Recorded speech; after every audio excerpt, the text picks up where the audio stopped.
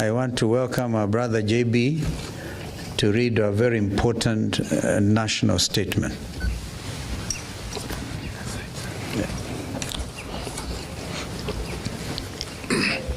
Hi, cousins.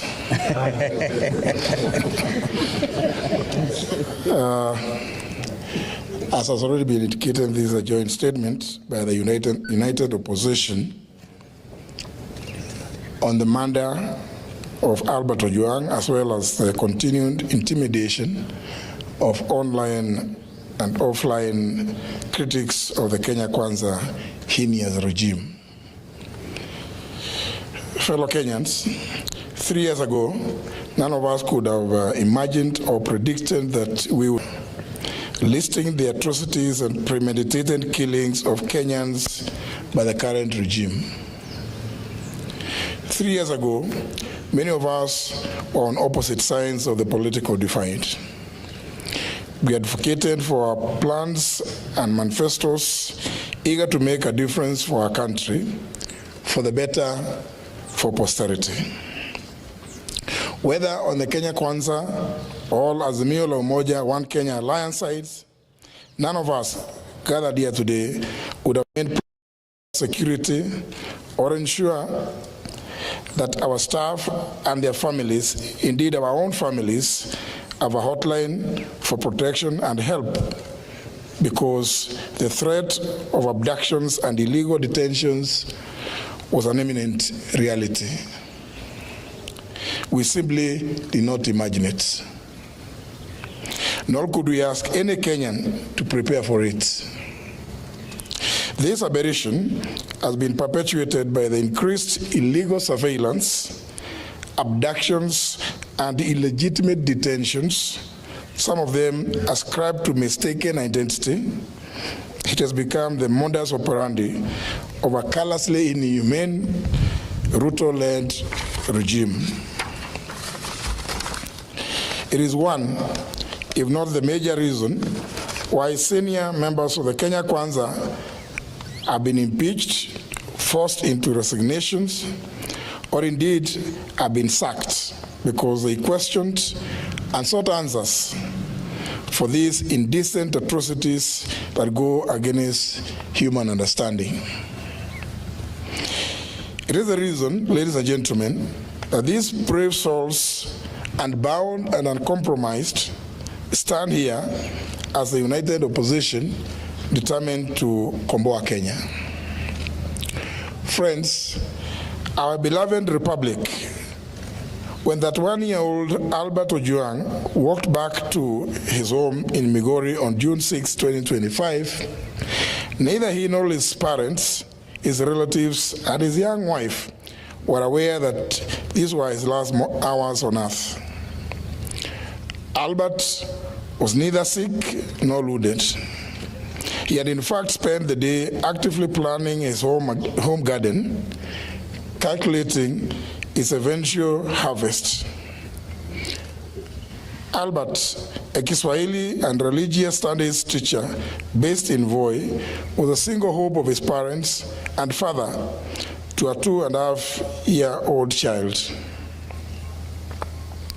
Albert was picked up by police officers riding motorcycles in Kakot, Homa Bay, and taken away because of an alleged offensive social media post about a senior police officer, now identified as the Deputy Inspector General of Police, Eliud Lagat.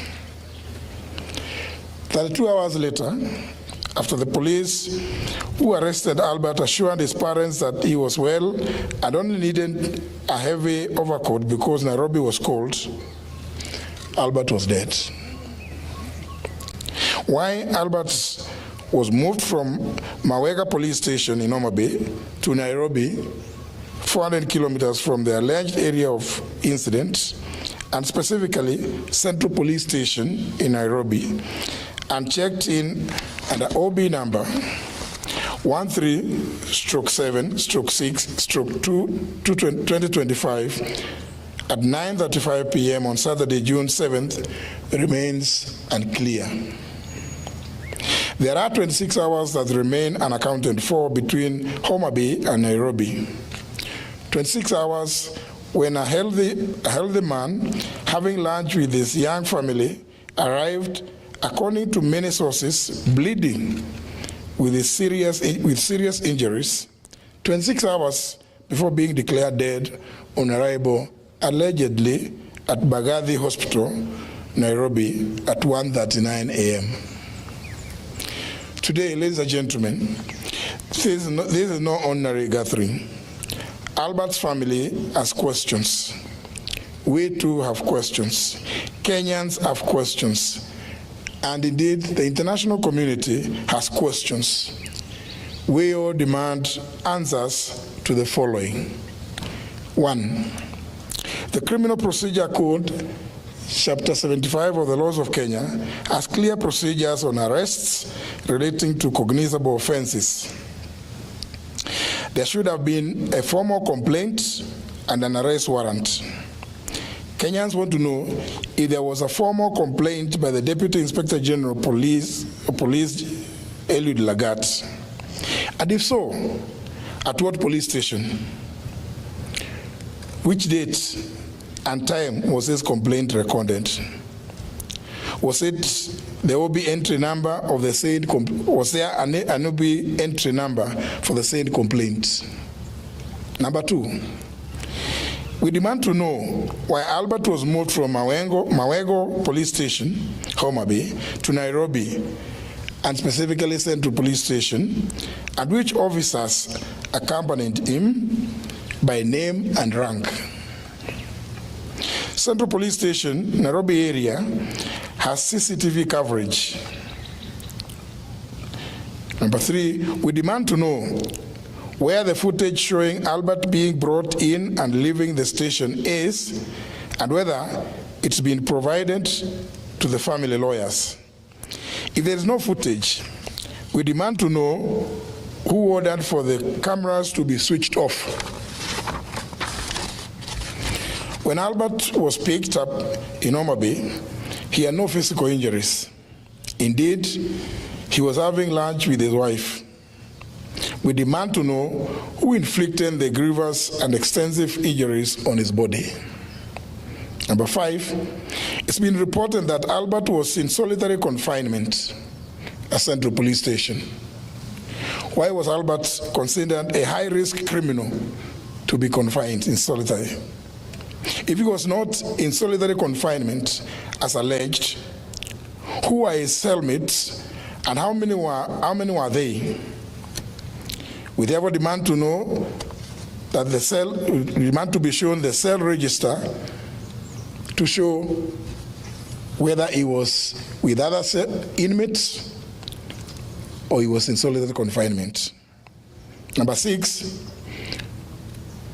yesterday, June 10th, 2025, we've read and heard that the Director of Public Prosecutions, the DPP, directed the Independent Policing Oversight Authority, IPOA, to expedite investigations on circumstances surrounding the death of Albert and report within 7 days. This is a cover-up and a diversionary tactic to delay this matter.